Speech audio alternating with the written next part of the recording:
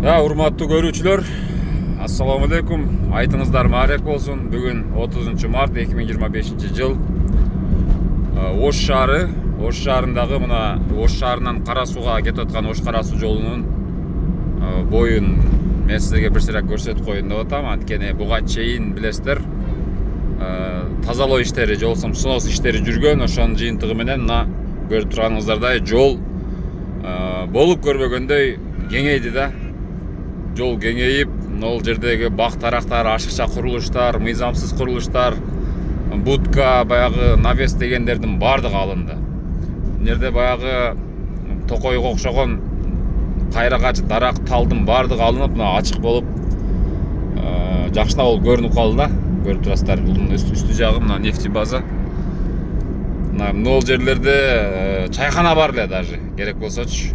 Чайкана бар эле, имараттар бар болчу. Мына ошолордун бардыгы тазаланып алынды. Анын ылдыйында могул жакта май куючу бекеттеринин баягы баалар жазылган таблолору, могул жердеги туран дагы бир-эки кафелердин тосмолору бардыгы алынды да. Алынып, мынандай болуп иретке келтирилип, эми дагы деле иштер жүрүп атат, толук бүтө элек.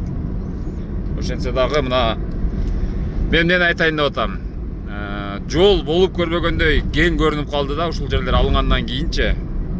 Кийин соңку жолду кеңейтем десе дагы, мындайча айтканда, атайын жер бар да, эми жолду кеңейткенге.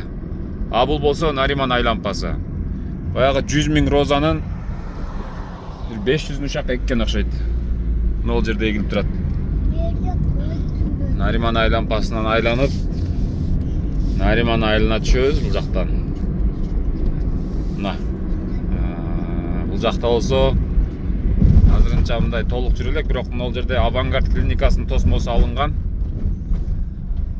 Тосмо алынып, бул жактан парковкадагылар ушу ичкери кыйла кирди да. Могул жерлер мурда ушул жерге чейин мындай толуп калчу.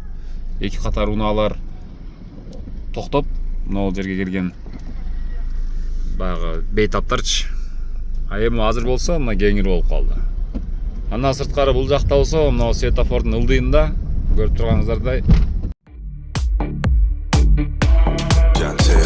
Эгерде сиз ашкана үчүн мебель, шкаф, ТВ зона же кандай гана мебель түрүн жасатам десеңиз, анда Оймо мебелге кайрылыңыз. Байланыш телефону 0222 91 58 58. Дарегибиз Ош шаарында.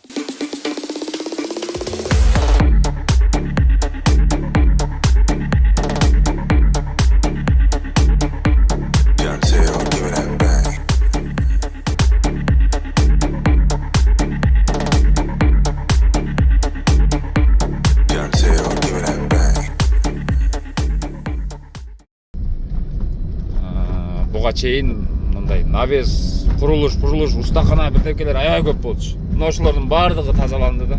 Бардыгы тазаланды. Мына дагы деле ошол иштер жүрүп атат. Тазаланып, могул жерде ушул кызыл сызыкка ким чыгып алган болсо бардыгы кайра акырындан ордуна кирип, мындайча айтканда жол мурунку калыбына келтирилип атат деп айтсак болот да.